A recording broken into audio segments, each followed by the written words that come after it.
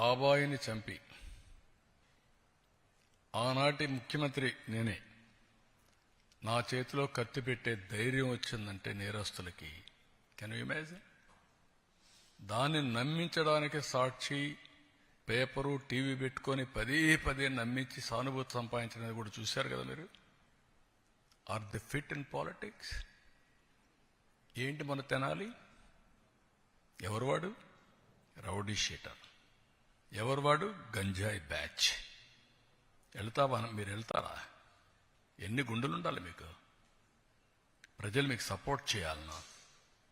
ఇంకొక పక్క నిన్న పొగాకు. ఏంటి నీ పని? పొగాకుకు నేను చెప్పాను, ఎవరిచ్చారండి? 12,000 రూపాయలు క్వింటాల్కిచ్చి కొనిస్తున్నాను. మా దగ్గర ఎక్స్పర్టైజ్ లేదు, గోడౌన్స్ కూడా లేవు, రైతులు ఇబ్బందుల్లో ఉన్నారు. ఎంతైనా పర్వాలేదు, నష్టం వచ్చినా పర్వాలేదు, కొనాలని కొంటున్నాం.